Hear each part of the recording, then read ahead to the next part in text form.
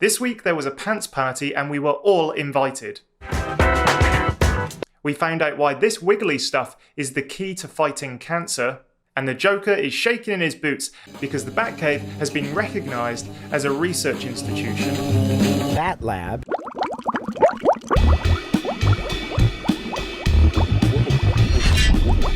Do you need more data storage? No problem, put on some extra socks. Scientists from the University of Washington have created a fabric that can store data.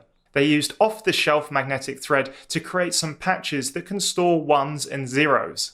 They are able to do some fun things like create patches that store code so they can open electronic doors. The most impressive thing is they've created gloves from the skin of the slain residents of Teletubbyland. The gloves can be used for gesture control of your smartphone by simply waving your hands near your Tinky, Winky or Dipsy. Next, they're looking at producing other accessories like neckties and belts, but give us what we really want.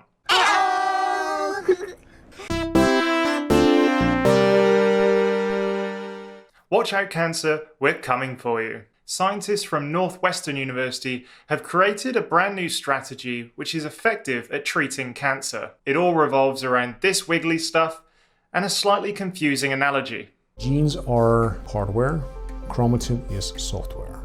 You can have a computer, but somebody has to write a code. Chromatin is what writes software or the software itself. Basically, the genes are the phone you're about to drunk text your ex on, and the chromatin is the send button. By disabling chromatin, traditional cancer treatments become much more effective. Because we blocked the single thing that cancer cells love to do, to change. More research will need to be done in this windowless cell of a lab, but that doesn't bother the researcher because he's got a nice big window in his office. Everything the light touches is our kingdom.